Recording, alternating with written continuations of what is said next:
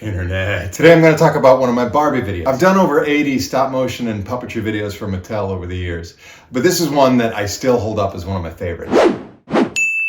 We've got two great gags operating here in this short. One is the flying pretzel and the other is the magical hot dog. First up is the pretzel cam. For this one I was thinking of all those moments Sam Raimi moves the camera or attaches something to the camera and has it fly towards the actors. And another reference to one I actually ended up showing the team was Gremlins 2, A New Batch, when they attach a flying gremlin to the camera for this sort of POV shot of the thing that's coming towards you. My initial thought in an attempt to do this in a really cheap DIY way was to attach the pretzel to one of those spinners and just spin it in front of the camera and have that dolly towards the actor. It was actually pointed out to me, this is some nerd stuff I don't get, that I wanted the opposite. Whatever the spinner does, I don't get it. I'm not smart enough. Thankfully, our gaffer Boots is. In addition to being smarter than I am, he also happens to be an enthusiastic roller skater. He had roller skates on hand. He was able to take one of his wheels, Frankenstein it, attach it to the front of the camera, attach the pretzel to the wheel, and spin the wheel. Action.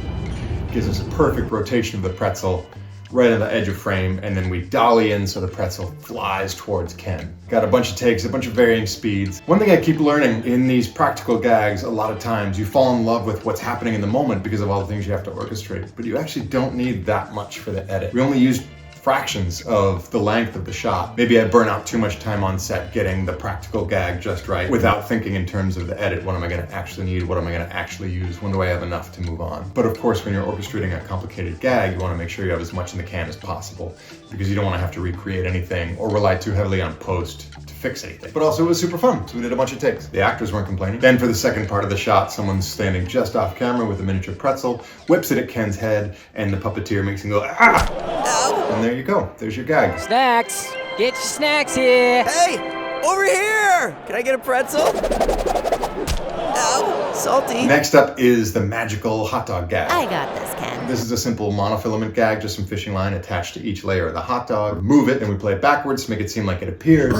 Get a clean plate for each element. You paint out the string in post. You bake in cutaways to the other characters reacting so that you can reset to add each new element. And here's the gag as it appeared, with the footage being played in reverse with the monofilament painted out. Hey, over here! It's headed for the wall. The director cameo is the stadium announcer. Wait, an incredible catch by Barbie. And there you go. Great gag. You're the real MVP, girl. All right, Internet, that's it for today. You can find more at WilliamWatterson.com. There will be more here. You can find me on Vimeo. All of Barbie's stuff is up on TikTok. Some of it's on Instagram as well. Oh, you know what would be great is if this video ended with me getting hit in the head by a pretzel, like the spinning towards me. But it's just me, so...